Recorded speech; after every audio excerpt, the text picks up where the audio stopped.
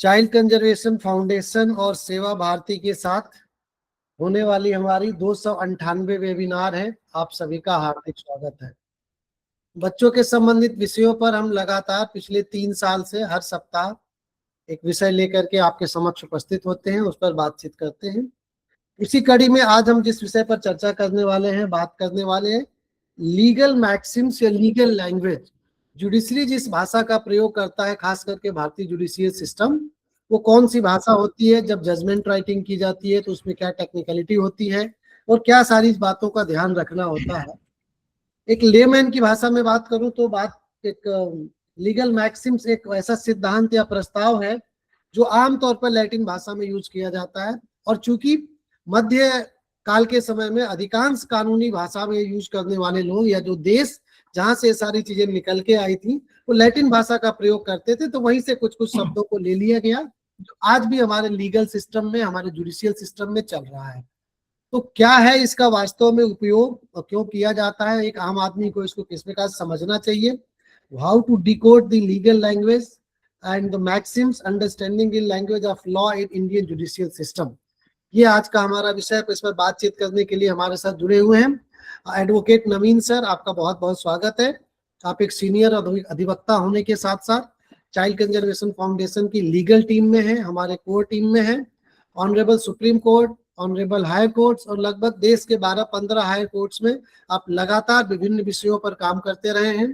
टीएलओ के नाम से एक आपका संस्था है जिसमें आप लीगल अवेयरनेस के ऊपर लंबा काम कर रहे हैं पूरे देश में इन सब चीजों को लेकर के, और हमेशा ही एक आम आदमी के साथ खड़े होने वाले व्यक्ति हैं।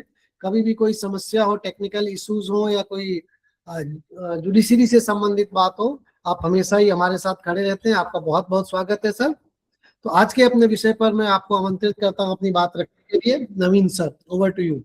धन्यवाद कृपाशंकर जी, आदरणीय अध्यक्ष जी, कृपाशंकर जी बहुत बहुत धन्यवाद। जेजेबी और सीडब्ल्यूसी के सभी सम्मानित सदस्यगण और कानून की सभा में उपस्थित सभी विद्वान साथियों, मैं अपनी बात शुरू करने से पहले एक आपको एक जॉन फॉक्यू का एक कोट देना चाहता हूं। उन्होंने कहा था कि कानून का ज्ञान एक राजा के लिए भी उतना ही आवश्यक है जितना कि शास्त्रों का कौशल।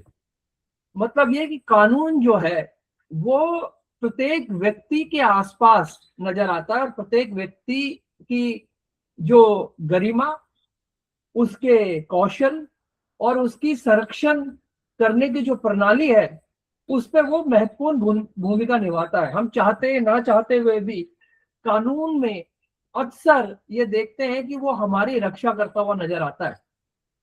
जब मनुष्य छोटे छोटे समुदाय में रहने लगा तब समाज को संचालित करने के लिए कुछ नियमों की आवश्यकता हुई। इन नियमों का उद्देश्य था सामाजिक व्यवस्था बनाए रखना, विवादों का समाधान करना और शक्ति के दुरुपयोग को रोकना। जैसा कि आप अक्सर सुनते हैं, कानून का उद्देश्य है उस अंतिम व्यक्ति को की रक्षा करना या उस अंतिम व्यक्ति के जो अधिकार है उसको संरक्षित करना जो उसे ये लगता है कि बड़े और दबावशाली लोगों के आगे वो अपने अधिकारों की रक्षा नहीं कर पाएगा।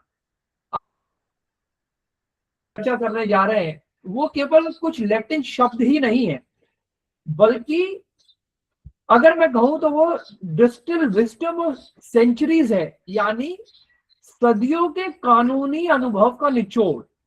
और मैं धन्यवाद देना चाहता हूं आदरणीय कृपाशंकर जी को जो इस तरह के गूढ़ और कठिन शब्दों को निकाल कर लाते हैं और इतने बेहतरीन जो आपका सब्जेक्ट है उस पर चर्चा करने के लिए आमंत्रित करते रहते हैं। जब हम अदालत में खड़े होकर कहते हैं ऑडी अल्टम पार्टम, तो ये केवल 3 शब्द नहीं बोल रहे होते, बल्कि उस 2500 साल पुरानी सभ्यता की गूंज सुन रहे होते हैं जिसमें न्याय को एक विज्ञान के रूप में परिभाषित किया गया था। मैंने ज्ञान को एक विज्ञान के रूप में जो कहा, अगर आप आगे वाले मेरी थोड़ी देर में आप समझेंगे कि मैंने इसे विज्ञान के रूप में क्यों परिभाषित करा। आज हमारा उद्देश्य है उन रहस्यों को सुलझाना, जैसा कि सब्जेक्ट है डिकोडिंग, और ये समझना कि रोम के उन धूल भरे गलियारों से निकले ये शब्द आज भारत की जो न्याय व्यवस्था है, या जो न्याय व्यवस्था की रीढ़ की हड्डी है, और अगर मैं स्पेसिफिक रूप से बात करूं कि हम सारे लोग जो जुवेनाइल जस्टिस एक्ट से जुड़े हुए हैं, उसकी रीढ़ की हड्डी कैसे बना। तो लीगल, जैसे मैं हमेशा कहता हूं कि किसी भी शब्द को समझने के लिए या किसी भी विषय का पूरा ज्ञान तभी आपको हो पाता है जब आप उसकी डेफिनेशन समझे, उसकी परिभाषा समझे। तो जो लीगल मैक्सिम है उससे अभिप्राय है कानूनी स्रोत। लीगल का मतलब होता है कानूनी, और मैक्सिम का मतलब होता है सूत्र या स्रोत, सूत्र या सूक्ति। तो इसका मतलब हुआ लीगल मैक्सिम का मतलब हुआ कानूनी सूत्र या वो शॉर्ट प्रिंसिपल्स जिसमें कानून की बड़ी गहरी बातें छुपी होती हैं। कानूनी सूत्र केवल अदालती दलीलें नहीं होती, ये आम समझ की बातें हैं जो लगातार हम अपने न्यायालयों में सुनते चले आ रहे हैं। और मैं अगर इसे बिल्कुल नॉर्मलाइज कर दूं या बिल्कुल साधारण भाषा में आपको समझाऊं, तो जैसे आपने देखा होगा कि हम अक्सर सामान्य बोलचाल की भाषा में कहावतों का यूज करते हैं। तो कहावतें अगर आप देखें तो वो बड़ी छोटी सी, एक लाइन की, दो लाइन की होती है, पर उनके जो अर्थ होते हैं या उनके जो शब्द होते हैं बड़े गहरे और बड़े व्यापक होते हैं। इसी तरह लीगल मैक्सिम भी जो है वो भी इसी तरह की अवधारणा को परिभाषित करती है। इसे ऐसे समझिए, मान लीजिए मैं आपको एक उदाहरण देकर समझाता हूं। जुलाई का महीना है, बाहर से कोई व्यक्ति भीगा हुआ कमरे में आता है और उसे देखकर आप समझ जाते हैं कि बाहर बारिश हो रही है। अगर वो व्यक्ति भीगा हुआ आदमी आपसे ये कहे कि बाहर बहुत तेज धूप है, तो आप उसकी बात मानेंगे? नहीं मानेंगे। क्यों? क्योंकि परिस्थितियां सच बोल रही हैं, वो झूठ नहीं बोलती। और इसी तरह जब हम एक लीगल मैक्सिम को लेते हैं तो हम अक्सर कहते हैं कि रेप्स इप्सिका लोक्यूटर, मतलब परिस्थितियां स्वयं बोलती हैं।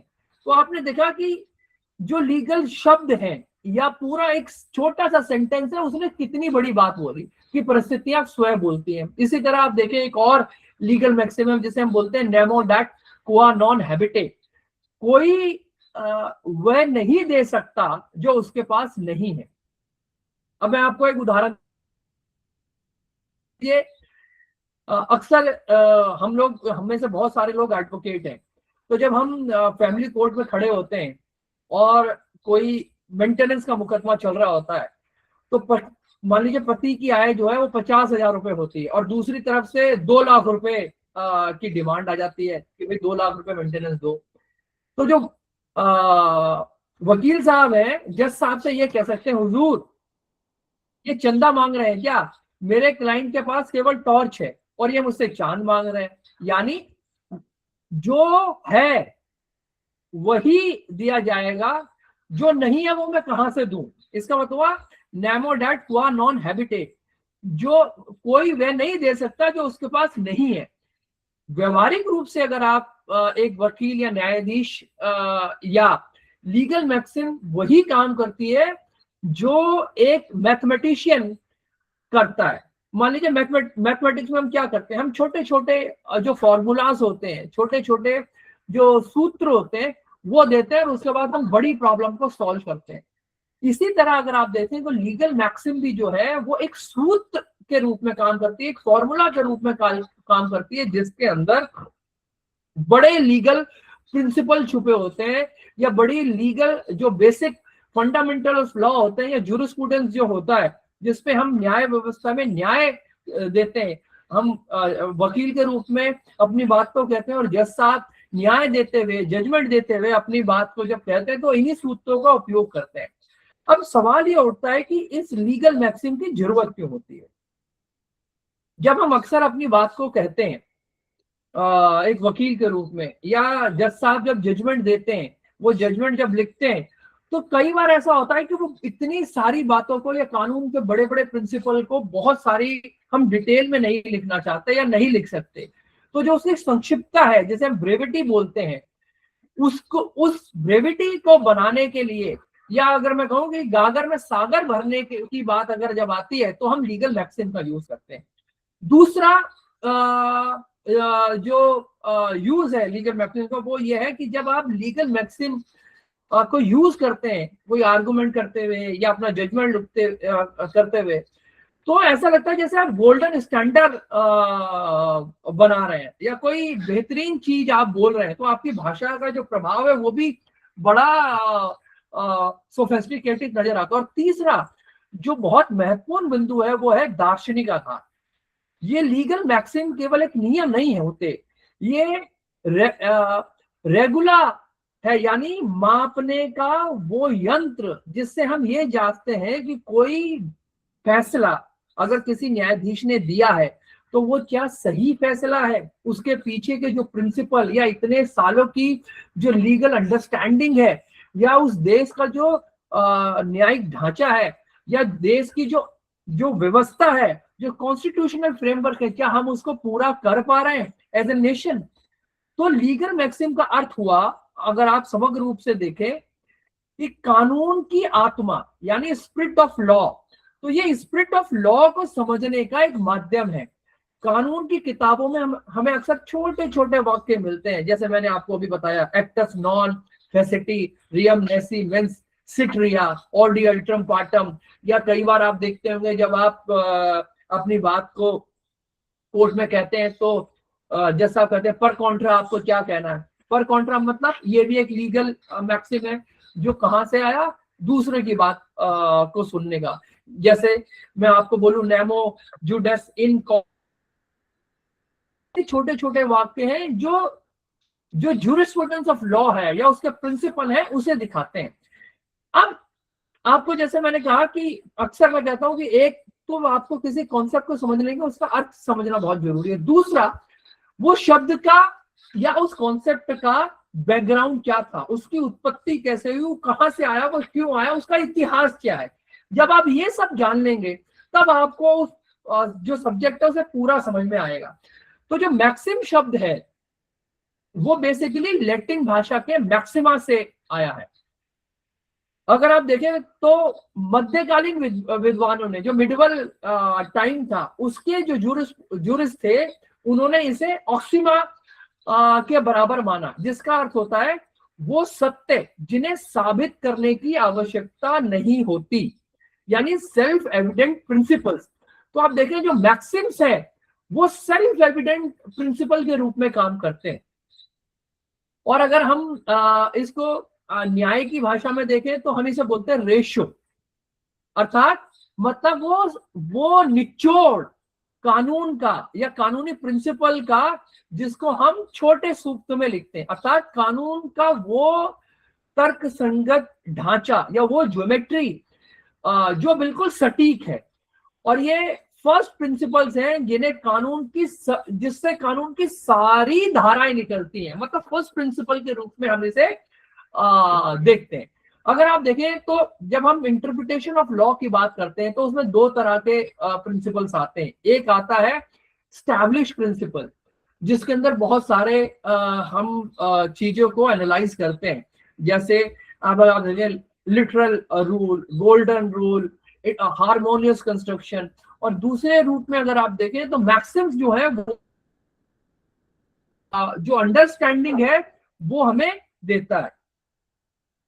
अब सवाल यह उठता है कि जो हमारा मॉडर्न लीगल सिस्टम है उसने इन मैक्सिम को कैसे अपने आप में आत्मसात करा, या ये लीगल मैक्सिम कैसे इवॉल्व हुआ।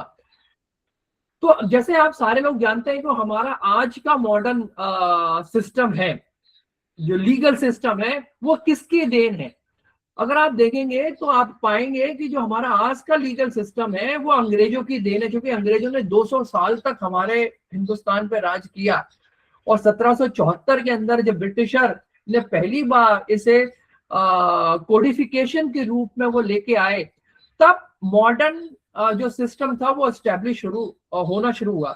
इसका मतलब ये नहीं कि अगर आप ये कहना शुरू कर दें कि इससे पहले हमारे पास कोई लीगल सिस्टम नहीं था। अगर आप वैदिक काल को देखें, उसके बाद जो दूसरे साम्राज्य रहे, गुप्त रहे, हून रहे, कुशाक रहे, मौर्य रहे, उनके साम्राज्य को देखिए वहां भी लीगल सिस्टम था।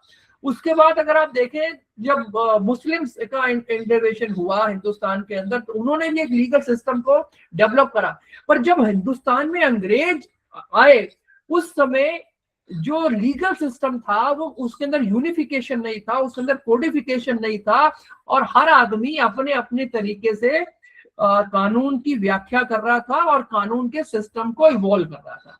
तो अंग्रेजों ने यूनिफिकेशन करने के लिए और कंसोलिडेशन करने के लिए और कोडिफिकेशन करने के लिए एक सिस्टम को डेवलप करा जिसको हम आज का मॉडर्न जुडिशियल सिस्टम कहते हैं। और क्योंकि अंग्रेज जो थे उनका एक अपना मॉडर्न सिस्टम था, उनके जो कॉन्सेप्ट थे, उन्होंने जब कॉन्सेप्ट बनाने शुरू करे तो उनके कॉन्सेप्ट में चल रहा था इक्विटी। अगर आप देखें कि नैतिक सिद्धांतों को वो मानते थे, तो उनके जुडिशियल सिस्टम के अंदर भी जो प्रभाव था वो रोमन साम्राज्य का था।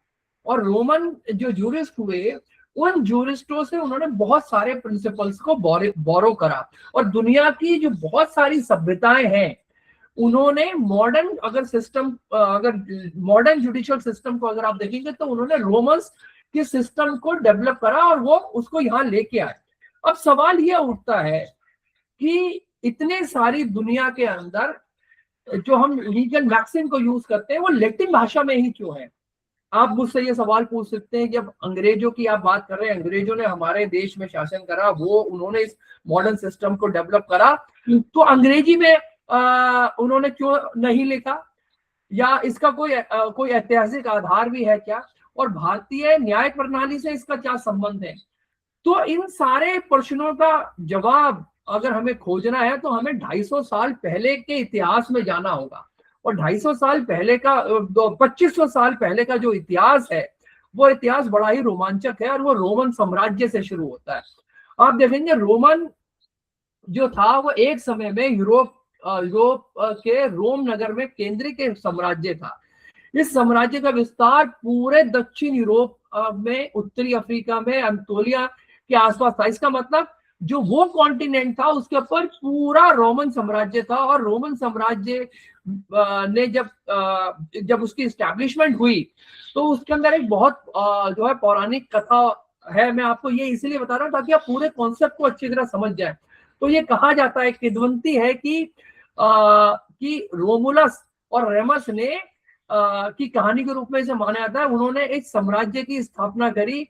वो एक उनकी वो दोनों ये जो थे वो एक भाई थे, रोमुलस और रेमुला, जुड़वा भाई थे। बचपन में उनके दुश्मनों से बचने के लिए उनकी माँ ने उनको एक टोकरी में रख दिया और वो टाइबर नदी में के वहां बहते हुए चले गए। और उसके बाद वहां एक मादा भेड़िया ने उनको अपना दूध पिलाकर बड़ा किया। और उसके बाद दोनों भाइयों में जब आपसी क्लैश हुआ और रेमुलास ने अपने भाई को मार दिया और उसके बाद रोमन साम्राज्य की स्थापना करी। तो रोमन साम्राज्य ने बहुत जो है अपने आप में विस्तारवाद देखा, लड़ाई देखी, झगड़ा देखी, और उसके बाद रोमन साम्राज्य 2 टुकड़ों में बंट गया। और जो 1753 ईस्वी BCE मानी जाती है जब रोमन साम्राज्य की स्टैब्लिशमेंट हुई।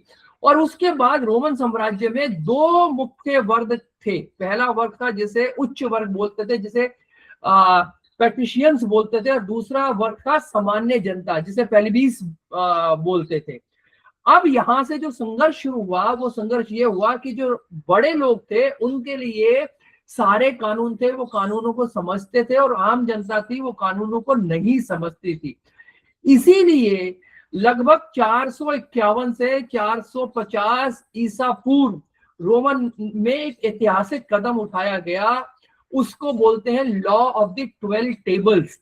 तो लॉ ऑफ द 12 टेबल्स में रोम साम्राज्य में यह पहली बार हुआ जब उन्होंने कांसे की पट्टियों के ऊपर बहुत सारे कानूनी मॉडर्न जुडिशियल सिस्टम की मैं बात कर रहा हूं, उन्होंने रूल्स बनाए जिसके अंदर उन्होंने फैमिली लॉस, प्रॉपर्टी लॉस, ऋण के लॉस, बहुत सारे ऐसे करके, और न्याय प्रक्रिया, बहुत सारे उन्होंने ऐसे लॉ बनाए और उसको उस पट्टिकाओं पर लिखकर, कांसे की पट्टिकाओं पर लिखकर सार्वजनिक रूप से प्रदर्शित किया और ये कहा कि जो कानून है वो अब कुलीन वर्ग यानी जो हाई क्लास लोग हैं उनका ही जो है वो जुडिशियल एस्पेक्ट नहीं है, ये आम लोगों के लिए भी है।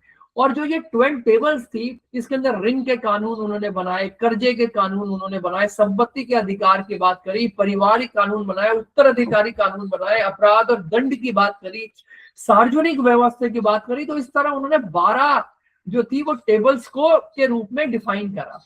और यहां से अगर आप देखें तो मॉडर्न जुडिशियल सिस्टम इस्टेब्लिश होना शुरू हुआ और इसकी सबसे बड़ी जो इंपॉर्टेंस नजर आती है, जो आज के सिस्टम में भी हम यूज करते हैं और लीगल मैक्सिम के रूप में आपने बहुत सारी बार देखा होगा हम यूज करते हैं, उसको बोलते हैं रूल ऑफ लॉ। यहां से उसकी शुरुआत हुई। अब कानून जो था वो लिखित रूप में नजर आने लगा, कानून जो था वो ट्रांसपेरेंट हो गया, पारदर्शी हो गया और सभी नागरिकों को कानून देखने की, पढ़ने की, समझने की व्यवस्था स्थापित हुई।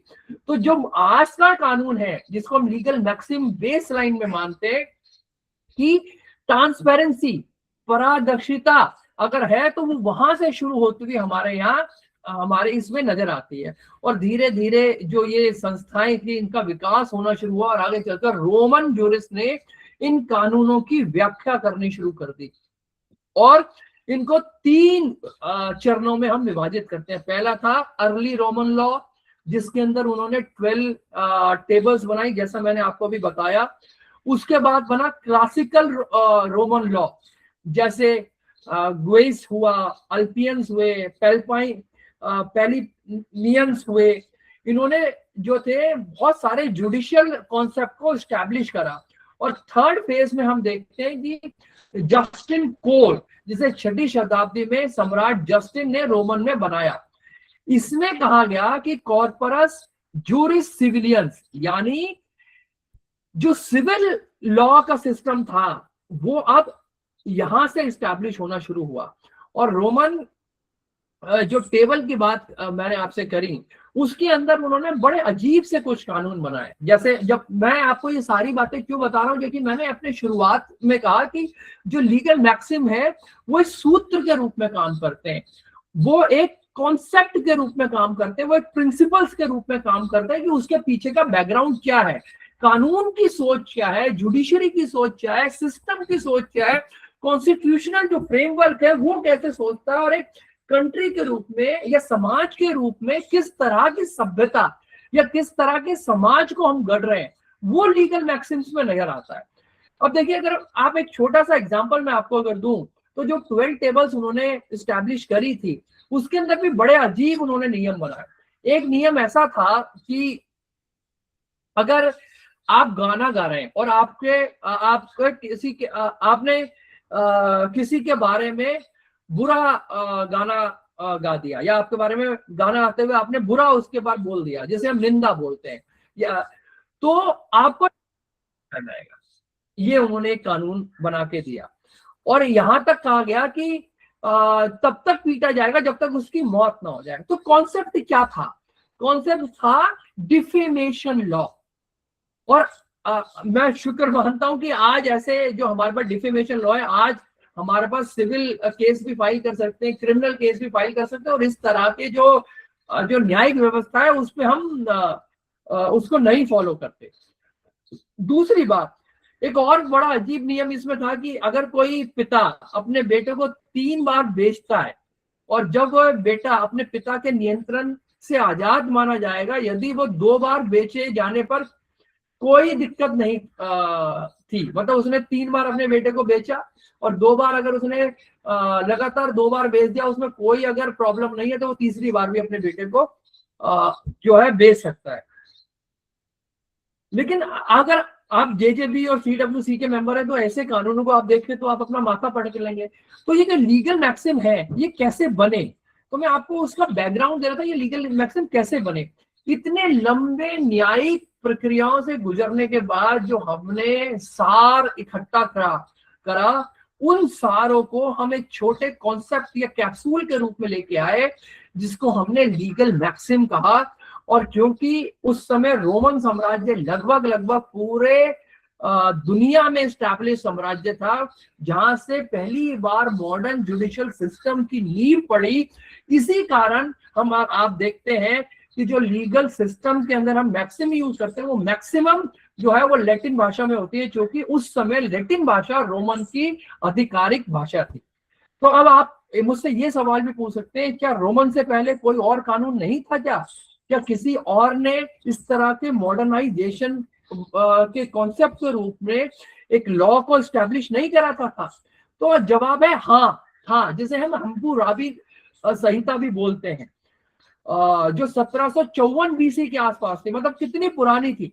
पर उसके अंदर एक दिक्कत ये थी कि जैसे आपने सुना होगा, आंख के बदले आंख, हाथ के बदले हाथ, कि इतने बर्बर कानून थे जो हम्बीराबी सभ्यता या कोड के अंदर हमें नजर आते हैं।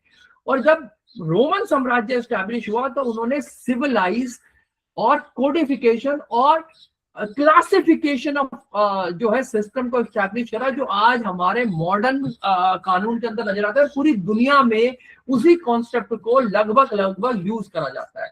और अगर आप भारतीय प्राचीन सभ्यता की बात करें तो हमारे पास मनु स्मृति थी, हमारे पास कौटिल्य का अर्थशास्त्र का, जो सामाजिक गंड और व्यवस्था को परिभाषित करता था। और जैसा मैंने कहा कि उस समय जब अंग्रेजों का इंसर्शन हुआ इंडिया के अंदर, उस समय जो डाइवर्सिफिकेशन ऑफ समाज था उसको कंसोलिडेट करने के लिए, यूनिफिकेशन लाने के लिए अंग्रेजों ने इस तरह के कानूनों को यहाँ लेके आए। और इसका जो मुख्य आधार था, वो दो आधार मुझे नजर आते हैं पूरी, अगर मैं आपको निचोड़ के रूप में बताऊं। पहला आता है सिविल राइट, दूसरा आता है रैशनैलिटी। अंग्रेजों के कानून में मतलब सिविल राइट की बात करते हुए और तर्क की बात करते हैं। कानून केवल धार्मिक आदेशों पर ना चले, उसके अंदर तर्क भी हो और सिविल राइट और मॉडर्न सिस्टम को वो कंसोलिडेट करे। तो ब्रिटिश सामान्य कानून, जिसको हम कॉमन लॉ कहते हैं, उसका धीरे धीरे जो विकास हुआ और उन्होंने जो है रोमन न्याय शास्त्रियों को अपने आप में एम्बॉडेड करा और उनके जुरिस्प्रूडेंस सिद्धांत को लेके आए। और 12वीं सदी में हेनरी दिक्ते ने जो शाही अदालतें बनाई, उसके अंदर मध्यकालीन विश्वविद्यालयों में जो रोमन में पढ़ाया जाता था। और मुझे याद आता है कि अगर आप अक्सर अगर आप कानून के विद्यार्थी रहे होंगे तो आप जब डेफिनेशंस पढ़ते हैं तो बार बार आप एक शब्द को यूज करते होंगे, देखते होंगे विलियम ब्लैकस्टोन या डिक्शनरी, विलियम ब्लैकस्टोन डिक्शनरी, इसके अंदर ऐसा लिखा गया, इसके अंदर ऐसा लिखा गया, इसके अंदर ऐसा लिखा गया, ब्लैकस्टोन डिक्शनरी आप देखते होंगे। तो वो जो कानून थे, वो जो कमेंट्रीज थी ऑन लॉ ऑफ इंग्लैंड, उनको जब हमने कंसोलिडेट करा और अपने लीगल सिस्टम में लाए, तब हमारी आज की जो न्याय प्रणाली है वो स्टैब्लिश होनी शुरू हुई। तो आप देखो कि आधुनिक जो न्याय प्रणाली की मुख्य जो विकास हुआ वो 12वीं से 17वीं शताब्दी के बीच हुआ। तो इसके अंदर जब आप देखेंगे तो जो लीगल मैक्सिम कैसे डेवलप होनी शुरू हुई सबसे पहले किंग्स कोड बनी, फिर कॉमन लॉ आया, फिर इक्विटी कोड्स आए, उसके बाद भारत में आधुनिक न्याय की जो प्रणाली है वो स्टैब्लिश होनी शुरू हुई। तो इसका जो सबसे पहला चरण अगर आप देखें हमें नजर आता है तो वो 1774 के अंदर नजर आता है, जब हिंदुस्तान में पहली बार Supreme Court of judicial at Fort William बना। जब अंग्रेजों ने पहली बार फोर्ट विलियम बनाया साउथ के अंदर, तब वो सिस्टम स्टैब्लिश होना शुरू हुआ। और 1860 में फिर उन्होंने 1861 के अंदर वो चार्टर लेके आया और उसके अंदर उन्होंने हाई कोर्ट्स की स्टैब्लिशमेंट करी। और 1950 के बाद मॉडर्न जुडिशियल सिस्टम जो हुआ वो भारत की न्याय प्रणाली को दिखाता है। इसका मतलब हुआ कि जो हिंदुस्तान की अगर आप मॉडर्न हिस्ट्री देखें, जुडिशियल हिस्ट्री देखें, जिसके अंदर लीगल मैक्सिम को कैसे कंसोलिडेट करा हमने, तो वो 3 चरणों में नजर आती है। पहली 1774 जब फोर्ट जॉर्ज विलियम की स्थापना हुई, फिर 1861 का चार्टर जिसमें हाई कोर्ट की स्टैब्लिशमेंट हुई, और 1950 जब भारत में सर्वोच्च न्यायालय की स्थापना हुई है, भारत का अपना कॉन्स्टिट्यूशन जब स्टैब्लिश होना शुरू हुआ। अंग्रेजों ने जो भारतीय संहिता थी, जैसे उन्होंने आईपीसी बनाई, एविडेंस एक्ट बनाए, तो जब वो ये सारे कॉन्सेप्ट बना रहे थे या इन सारे कानूनों को लिख रहे थे, तो उन्होंने जो मैक्सिम, लीगल मैक्सिम थी या लैटिन मैक्सिम थी, उसके जो जुरिस्प्रूडेंस थी या उसका जो प्रिंसिपल्स ऑडिट करने शुरू करे। और आज अगर आप देखें तो जैसे एक बहुत मशहूर केस है, वो है Maneka Gandhi versus Union of India. जब सुप्रीम कोर्ट में ने उसका फैसला सुनाया, तो सुप्रीम कोर्ट ने एक शब्द को यूज करा जिसे बोलते हैं प्रिंसिपल ऑफ नेचुरल जस्टिस। जब आप कई बार देखते होंगे, जब आप, जैसे आप CWC के मेंबर्स हैं या JJ बोर्ड के मेंबर्स हैं, तो जो अर्ध न्यायिक संस्थाएं होती हैं उसमें हम प्रिंसिपल ऑफ नेचुरल जस्टिस का मैक्सिमम यूज करते हैं, जिसे बोलते हैं प्राकृतिक न्याय का सिद्धांत, जिसकी चर्चा प्राचीन रोम में हुई थी। जब मैंने बताया कि 12 टेबल बनी, तो उन्होंने कहा कि जो जैसे मैंने आपको बताया था, ये दो लोग थे, उच्च वर्ग और एक नीच वर्ग। तो उन्होंने कहा कि जो प्रिंसिपल ऑफ नेचुरल जस्टिस है, इसका मतलब है प्रत्येक व्यक्ति को न्याय मिले। तो वहां पर कोई सिर्फ न्याय की पहुंच जो है वो कुलीन व्यक्तियों का ना रहे, सामान्य जनता को भी न्याय मिले। और जब प्रिंसिपल ऑफ नेचुरल जस्टिस आया, जो आज हमारे सिस्टम में बड़ी गहराई से एम्बेडेड है। अब आपने ये देखा कि इसकी हिस्ट्री क्या थी, इसका कॉन्सेप्ट क्या था, ये आया क्यों, ये कैसे हुआ। अब मैं आपको ये बताता हूं कि अगर आपको के पास सामने कोई लीगल मैक्सिम है, या आप कानून के छात्र हैं, या आप अपनी दैनिक जब आप कोई जजमेंट लिख रहे होते हैं, कोई ऑर्डर लिख रहे होते हैं, या आप कानून जजमेंट को पढ़ रहे होते हैं, उसमें कोई लीगल मैक्सिम आता है, तो उसे समझे कैसे। तो देखिए, जब भी आपके पास लीगल मैक्सिम है, वैसे लीगल मैक्सिम जनरली उसका कोई स्ट्रेट जैकेट फॉर्मूला नहीं है, पर कुछ ऐसे, अगर देखें पीरियड ऑफ टाइम, हमने कुछ ऐसे फ्रेमवर्क डेवलप करे हैं जिससे हम लीगल मैक्सिम या लीगल प्रिंसिपल्स को समझ सकते हैं।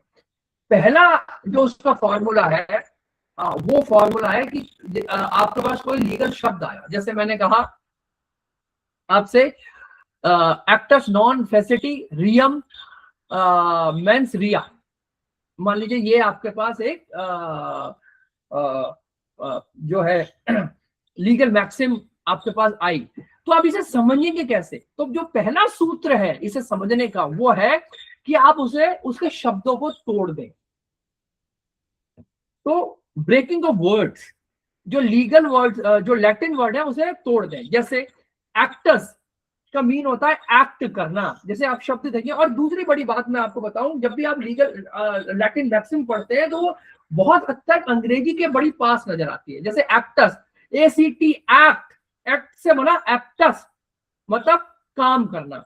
दूसरा नॉन फैसिट, अब आप देखें ये भी एक इंग्लिश के शब्द से मिलता है। नॉन का मतलब नहीं, नहीं बनता। फैसिट का मतलब बनना।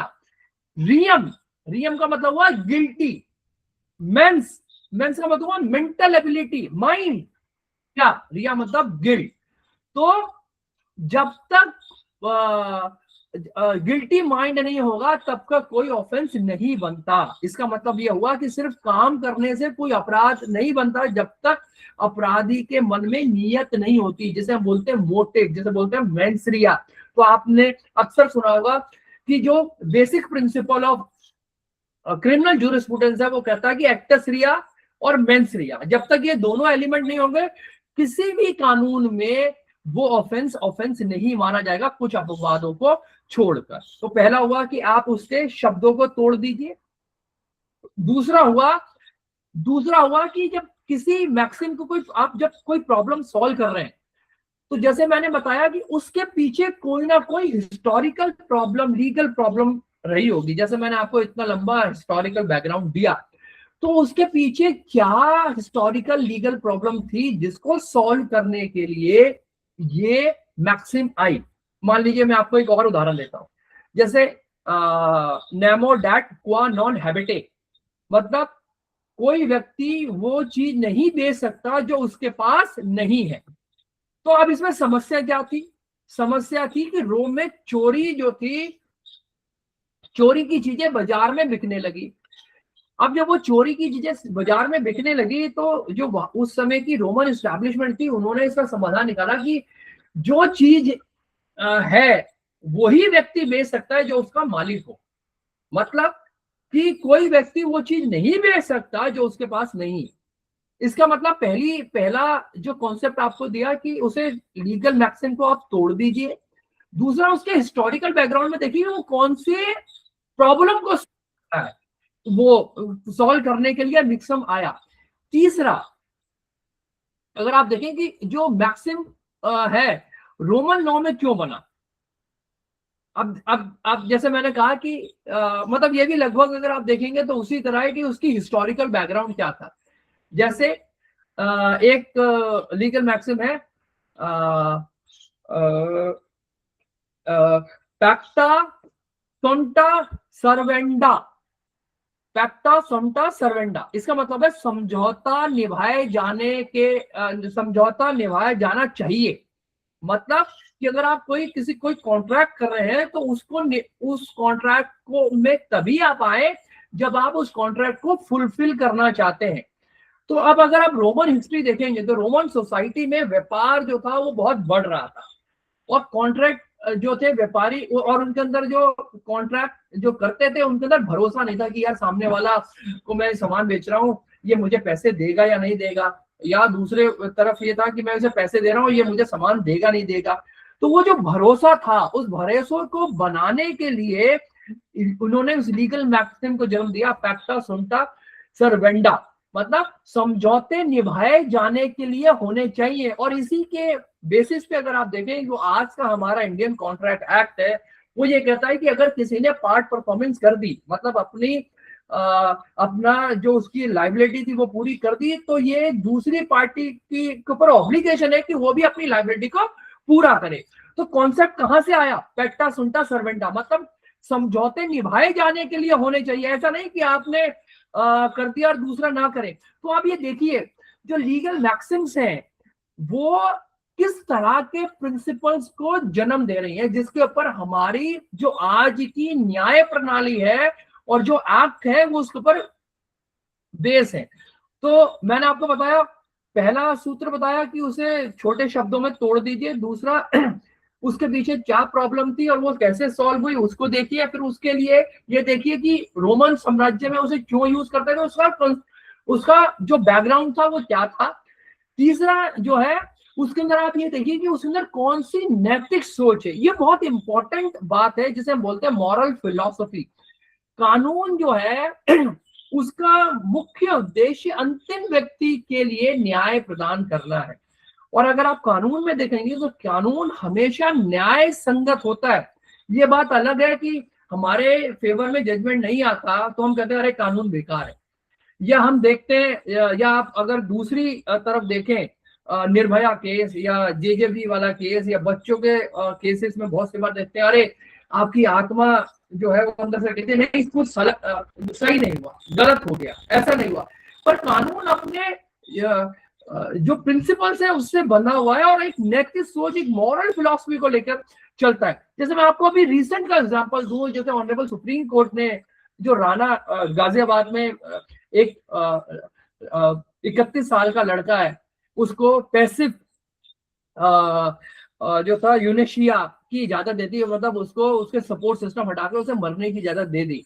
तो अगर आप देखें कि जब समाज है, मैंने भी वो जब वीडियो देखी तो मुझे लगा नहीं ये तो बड़ा जो है वो दार्विद करने वाला वीडियो है और कैसे हम ये कर सकते हैं।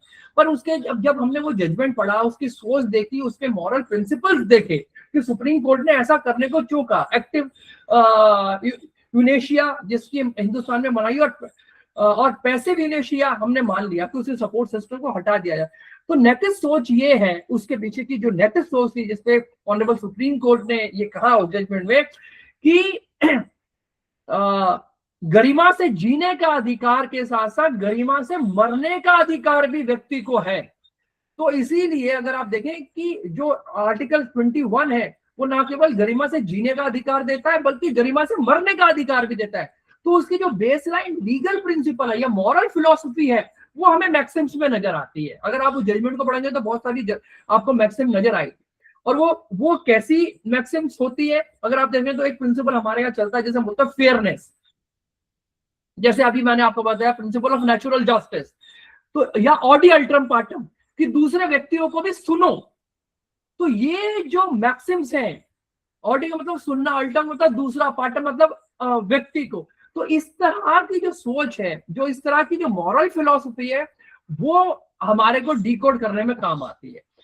और पांचवा जो प्रिंसिपल जो है वो अब में कैसे, जो ओल्ड डॉक्ट्रिन थी या ओल्ड मैक्सिम थी, वो मॉडर्न डॉक्ट्रिन में कैसे बदल गई। अब देखिए, अगर आप कई पुराने फैसलों को अगर आप देखेंगे तो आपको नजर आएगा कि उसके अंदर जब हम फैसले कोर्ट देती थी और आज की जो कोर्ट के फैसले अगर आप देखेंगे तो उसमें धीरे धीरे धीरे धीरे स्लाइटली शिफ्ट होता जा रहा है। जैसे एक अगर आपके आप में से बहुत सारे लोग भोपाल से हैं, तो आपके यहाँ एक केस हुआ था, भोपाल गैस लीक केस। उसके बाद भी जिस तरह के प्रिंसिपल्स एस्टैब्लिश हुए कि जो पॉल्यूटर है, पॉल्यूटर मस्ट पे, कि जिसने पॉल्यूशन करा है वो पे करेगा। तो उसके बाद की फिलॉसफी अगर देखें तो लीगल मैक्सिम है उसकी, ये भी एक मैक्सिम है जो किस तरह से डेवलप होनी शुरू हुई। इसी तरह जो है आपको ये भी देखना पड़ेगा कि कोर्ट में हम उसकी एप्लीकेशन कैसे करते हैं, वो कोर्ट उसे कैसे अप्लाई करता है। जैसे हमने फेयरनेस की बात करी, इसी सिस्टम में हमने ऑडी अल्टम पार्टम की बात करी, या एक्टस या नॉन फैसिटे की बात करी, या डेमो की बात करी। तो आप देखेंगे बहुत सारी चीजें कोर्ट कैसे यूज कर रहा है। और दूसरी ये बात है कि जब भी हम लिखते हैं तो वो बहुत बड़ा डॉक्यूमेंट ना बनाकर कंसाइज छोटा डॉक्यूमेंट बनाए। और एक और इम्पॉर्टेंट चीज है अगर आप इसमें देखेंगे कि कोर्ट जो है वो इस तरह से लिखना चाहता है, अगर आप हाई कोर्ट और सुप्रीम कोर्ट को देखें, कि उसका व्यापक असर क्या होगा। अगर कोर्ट ने मान लीजिए आपने कह दिया कि जो बेटियां हैं, जो 2005 में एक कानून आया कि बेटियां हैं उनको अपने बाप की संपत्ति में अधिकार मिलेगा, तो ये एक छोटा सा केस उस व्यक्ति के संदर्भ में हो सकता है, पर उसका व्यापक असर पूरे जो वुमेन्स के राइट है उसको कैसे केटर करेगा या उन पे क्या इफेक्ट डालेगा, वो जब हम देखते हैं। इसलिए हम जो लीगल मैक्सिम्स हैं उसको जो डिकोड कर रहे होते हैं, या उसके जो प्रिंसिपल्स हैं या उसके जो जूरिस्प्रूडेंस हैं, हम उनको लाने के लिए लीगल मैक्सिम का यहाँ पर उपयोग करते हैं। एक और लीगल मैक्सिम अगर आप देखें, जैसे मैंने कहा कि हम जो है उस फिलॉसफी को इम्बॉडेड करने के लिए लाते हैं, तो एक बड़ा इंपॉर्टेंट है, अगर आप कानून के छात्र हैं, आपने टॉट पढ़ी होगी जिसमें बहुत सारे मैक्सिम्स आते हैं, तो एक बड़ा इंपॉर्टेंट मैक्सिम मुझे याद आ रहा है, उसे बोलते हैं कैवेट एम्प्टर, मतलब जो खरीदार है वो सावधान रहे। अब देखिए छोटा सा प्रिंसिपल है कैवेट एम्प्टर, छोटा सा लीगल प्रिंसिपल है, अगर आप इसे देखें 2 शब्दों में इन्होंने कितनी बड़ी बात को यहां समाहित कर दिया। मतलब कि आप घर खरीदने जा रहे हैं, आप कोई शॉपिंग कर रहे हैं, आपने कोई शर्ट खरीदी, आपने कोई पैंट खरीदी, आपने मोबाइल खरीदा, आपने टीवी खरीदा, आप गए, आपने बोला भैया ये आप सब्जी खरीदने आ रहे हैं, फल खरीदने जा रहे हैं, आपने कहा भैया ये दे दो, उसने आपको दे दिया और घर आए, आपने कहा अरे ये तो खराब है। तो जब आप दोबारा जाएंगे या कोर्ट में जाएंगे, कोर्ट आपसे पूछेगा कि क्या आपने लेते समय ये सारी चीजें देखी थी। अगर आप ये नहीं देखी तो इसका मतलब है कि आप भी गलती पर थे, क्योंकि कॉन्सेप्ट क्या है, कैवेट एम्प्टर, मतलब खरीदार सावधान रहे, बेचने वाला तो झूठ ही बेचेगा, खरीदने वाला सावधान रहे। और इसी प्रिंसिपल को अगर आप देखें तो हमारे जो रेरा के कानून हैं, जो प्रॉपर्टी मैटर्स होते हैं, और ऑनरेबल सुप्रीम कोर्ट ने एक बड़ा फेमस जजमेंट है, मुझे अभी याद नहीं आ रहा, उसके अंदर ये कहा था कि अगर आप देखेंगे कि जो बायर्स हैं, जब आप फ्लैट खरीदते हैं बायर से या प्रॉपर्टी खरीदते हैं, तो उनके जो डॉक्यूमेंट्स होते हैं, या आपने शेयर खरीदे होंगे, या आपने क्रेडिट कार्ड खरीदा होगा, या आपने, और तो इतने बड़े बड़े कॉन्ट्रैक्ट होते हैं, और उसके अंदर जो भाषा लिखी होती है, जो शब्द लिखे होते हैं, बहुत छोटे छोटे बारीक होते हैं, आप उसे पढ़ भी नहीं पाते, आप इतने बड़े कॉन्ट्रैक्ट को समझ भी नहीं पाते, और फटाफट आप साइन कर देते हैं, और बाद में पता चलता है अरे ये तो मेरे खिलाफ था। तो जो ये कॉन्सेप्ट है कैवेट एम्प्टर की, आप खरीदारी करते हुए सावधान रहें, तो ये आपको दिखाता है कि आपकी जो लीगल प्रिंसिपल्स है उसको मैक्सिम कैसे कैरी करता है। तो मैंने आपको बताया कि इसे डिकोड करने के कैसे तरीके हैं। पहला तरीका मैंने आपको बताया था कि उसका मीनिंग को आप तोड़ें, दूसरा किसी प्रॉब्लम को सॉल्व करें कि प्रॉब्लम क्या थी, फिर तीसरा तरीका मैंने आपको बताया था कि रोमन हिस्ट्री को चेक करें, चौथा आपको बताया कि मॉरल फिलॉसफी को चेक करें, पांचवा मैंने आपको बताया कि मॉडर्न डॉक्ट्रिन कैसी यूज करते हैं उसे देखें, कोर्ट कैसे उसे अप्लाई करता है उसे देखें, फिर रियल लाइफ एग्जाम्पल से उसे कोरिलेट करें। तो जब आप लीगल मैक्सिम को ऐसे पढ़ना शुरू करेंगे तो धीरे धीरे आपको लीगल मैक्सिम आनी शुरू हो जाएगी। क्योंकि अब टाइम मुझे लग रहा है कि 9 मिनट बचे हैं, तो मैं आपको अंत में भारत में जो सबसे ज्यादा यूज होने वाली लीगल मैक्सिम्स हैं वो बताऊंगा, और वो भी इसीलिए बताऊंगा जो आपके जे बोर्ड के मेंबर्स, CWC के मेंबर्स के लिए उपयोगी हो। तो जो सबसे पहली मैक्सिम है जिसको आप देखते हैं वो सबसे ज्यादा यूज होती है, और वो लगभग हर जुडिशियल सिस्टम में और हर जुडिशियल इस्टेब्लिशमेंट में यूज होती है। उसे बोलते हैं ऑडी अल्ट्रम पार्टम, मतलब दूसरे पक्ष को भी सुना जाए। ऐसा ना हो कि आपने एक पक्ष को सुना और एक पक्ष को सुनने के बाद आपने कोई निर्णय दे दिया। क्योंकि अगर आप देखेंगे तो ये जो प्रिंसिपल से कहां से आया, प्रिंसिपल ऑफ नेचुरल जस्टिस से आया। प्रिंसिपल ऑफ नेचुरल जस्टिस मतलब कि कानून का जो अभिप्राय है वो सभी को न्याय की अवधारणा के अंदर लेके आना। मतलब किसी को भी आप बिना सुने दोषी नहीं ठहरा सकते। तो जब भी आप जे बोर्ड के अंदर बैठे या CWC के अंदर बैठे तो आपको दोनों पक्ष को सुनना चाहिए। और इसीलिए जब आप अपने अगर ऑर्डर भी लिख रहे हैं तो आप लिखें ऑडी अल्टम पार्टम कि मैंने दोनों पक्ष को सुना। एक और इम्पॉर्टेंट है उसे बोलते हैं नेमो जुडिस इन कॉसा सुआ, जिसे शॉर्ट में बोलते हैं नेमो जुडिस। इसका मतलब है कोई भी अपने मामले में स्वयं न्यायाधीश नहीं हो सकता। A man can not be a जज ऑफ हिज ओन केस। अगर आप देखें तो मतलब मान लीजिए आप एक जज हैं और आपके ऊपर ही आक्षेप लग गया, तो ऐसा नहीं हो सकता कि आप उसमें आप जज होते हुए उसी अदालत में खुद अपने मुकदमे में को सुने नहीं। इससे क्या क्रिएट होगा, बायसनेस क्रिएट होगी, क्योंकि आप अपने खिलाफ कभी कोई फैसला थोड़ी दे सकते हैं। तो आप देखिए छोटा छोटा जो कॉन्सेप्ट है उसको हम कैसे मैक्सिम के अंदर लेके आए। एक और है जिसे बोलते हैं एक्टस नॉन फेस्टी रियम नेसीमेंसिट रिया, जिसे हम शॉर्ट में बोलते हैं एक्टस नॉन फेसिट। केवल कार्य ही अपराधी आदमी को अपराधी नहीं बनाता जब तक उसका इरादा ना हो। और मुझे लगता है ये जो base line of criminal jurisprudence है उसका ये बेस लाइन है कि जब तक इरादा ना हो तब तक आदमी अपराधी नहीं हो सकता। तो जब आप JJB में बैठे हो, जब आप CWC में बैठे हो और किसी की बेल को सुनवाई कर रहे हो या आप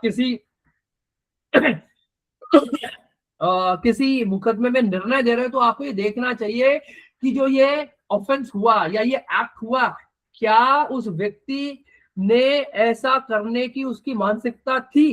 क्यों? क्योंकि हो सकता है आप गाड़ी चला रहे हैं, इसीलिए अगर आप देखेंगे तो मोटर व्हीकल एक्ट के अंदर मेंसरिया को हम कंसिडर नहीं करते, या बच्चों के अंदर हम मेंसरिया, बच्चों के साथ हम जब डील करते हैं या कानून में हमारे पास जो कॉन्सेप्ट है 1 से 7 साल, 7 से 14, 7 से 12 साल, 12 से 16 साल, 16 से 18 साल और 18 के बाद जो है वो मैच्योरिटी के अंदर आए। क्यों रखा हमने कि जो मेंटल स्टेट है वो अपराध को जन्म देने के लिए नहीं होती। क्योंकि बहुत सी बार आप नेग्लिजेंस में कोई काम कर देते हैं। आप गाड़ी में जा रहे हैं, आपका सामने से कोई आ रहा है, आपने फोन देखा और उस गाड़ी को हिट कर, उस आदमी को हिट कर दिया। आपका इरादा नहीं था उसे मारने का, लेकिन वो मर गया, तो इरादा नहीं था, नेग्लिजेंस हो गई। आपने अपने घर के अंदर गैस सिलेंडर लगाया, गलती से आपने नॉब खुली छोड़ दी और आप बाहर चले गए और किसी ने माचिस लगाई और वो धमाका हो गया। आपका मंशा नहीं थी पर हो गया। तो आपको देखना है कि उसकी मेंटल स्टेटस थी या नहीं थी। एक और बहुत अच्छा, जैसे मैंने पहले बताया, रेस इप्स का लुकोटर की परिस्थितियां स्वयं बोलती हैं। पर कॉन्ट्रा कि एक पक्ष ने ये बोला और उसके जवाब में दूसरे पक्ष ने क्या बोला, पर कॉन्ट्रा हो गया। एक और बहुत अच्छी है, मुझे मतलब मेरी बहुत प्रिय मैक्सिम है, जैसे बोलते हैं उबनी जस्ट इब्ने रेमेडियम, कि जहां अधिकार है वहां पर उपचार भी है। और मैं अक्सर अपने वेबिनार्स में कहता हूं कि कानून कभी भी रेमेडीलेस नहीं होता। मतलब अगर आपके पास कोई अधिकार है तो कानून में उस अधिकारों को का एग्जीक्यूशन के लिए भी कोई ना कोई रेमेडी कहीं ना कहीं अवेलेबल है। और एक और मैक्सिम है जो अक्सर आपके सामने आती होगी, जैसे लोग बोलते हैं इग्नोर्शिया फैक्टी सेट इग्नोर्शिया लीगल नॉन एग्जीक्यूटिव, मतलब तथ्य की अज्ञानता क्षम्य है लेकिन कानून की अज्ञानता नहीं। मतलब कि आप ये कह सकते हैं कि अरे मुझे तो इस फैक्ट के बारे में मालूम नहीं था, वो तो एक्सक्यूज मिल सकता है आपको, पर आप कह रहे हैं मुझे जो है वो कानून के बारे में जानकारी नहीं थी। नहीं, अब आप अगर इस मैक्सिम को अगर आप देखेंगे तो कितने बड़े प्रिंसिपल्स को वो लेके आए, कितनी बड़ी कानूनी प्रॉब्लम उन्होंने इस लीगल मैक्सिम में सॉल्व कर दी। अगर सारे लोग ये कहना शुरू कर दें अरे मुझे तो कानून पता नहीं था, आप में से कितने ऐसे लोग हैं, इवन हम जैसे एडवोकेट्स कितने सारे इतने सारे कानून है और हम सारे कानून नहीं पढ़ सकते, सारे कानूनों के बारे में हमें पता नहीं, पर इसका अर्थ ये नहीं है कि अगर हम कोर्ट में जाके कहते रहे जज साहब हमें तो पता नहीं था ये कानून क्या है और ये तो हमसे गलती हो गई। नहीं, कानून की अज्ञानता नहीं है, फैक्ट की अज्ञानता जो है उसको क्षमा करा जा सकता है, पर कानून की अज्ञानता को नहीं। अब मैं आपको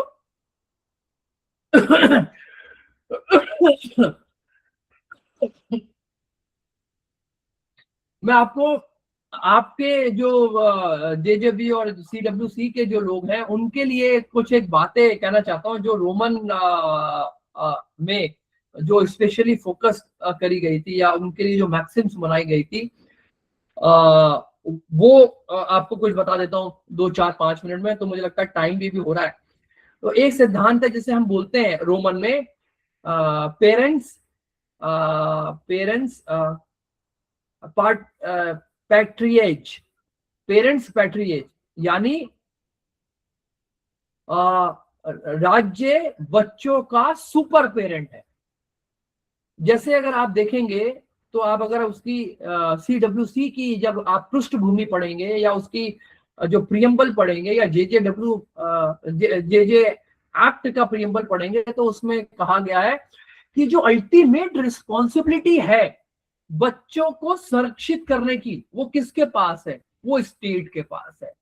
और स्टेट के पास है का मतलब क्या है जैसे अगर मैं आपको शब्द दूं उसमें लिखा है कि Paramount welfare of the child, और मैंने अक्सर कहा है कि जो सीडब्ल्यूसी है या जे बोर्ड है वो अल्टीमेटली पावरफुल ऑर्गेनाइजेशन है।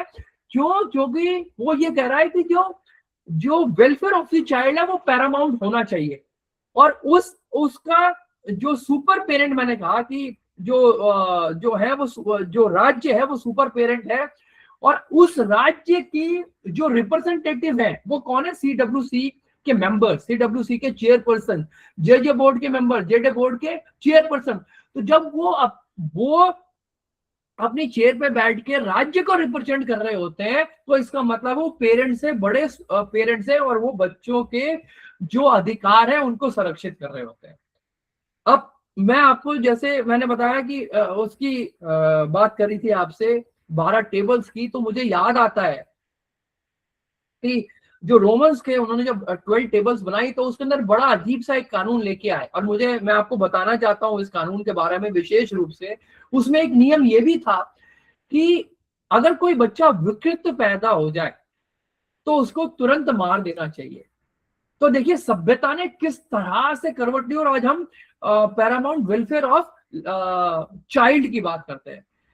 लेकिन सभ्यता का जो विकास था वो विकास कैसे आया, जब हमारे पास न्याय की ताकत आई। और न्याय की ताकत कब आई हमारे पास, जब हमने कानून के उन सूत्रों को जानना शुरू करा, कानून के उन प्रिंसिपल्स को जानना शुरू करा जिसमें लीगल मैक्सिम्स को हमने समावेश करना शुरू करा। और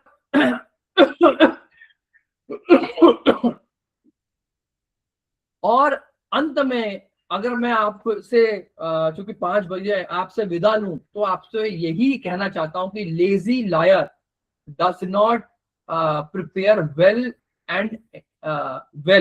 and angry lawyers does not perform well, यानी असली आलसी वकील तैयारी नहीं करता और गुस्से वाला वकील परफॉर्म नहीं करता। इसीलिए जब भी आप अपनी दलीलें दें तो मेरी आपसे ये गुजारिश है कि कम से कम आप 1 या 2 लीगल मैक्सिम्स को जब उसके अंदर एम्बेडेड करना शुरू कर देंगे तो आप पैरामाउंट वेलफेयर ऑफ लेजिस्लेशन भी करेंगे, पैरामाउंट वेलफेयर ऑफ चाइल्ड भी करेंगे और अपने कर्तव्यों का पूरी तरह से निर्वहन भी करेंगे। इसी शब्दों के साथ आपका बहुत बहुत धन्यवाद। नमस्कार, जय हिंद।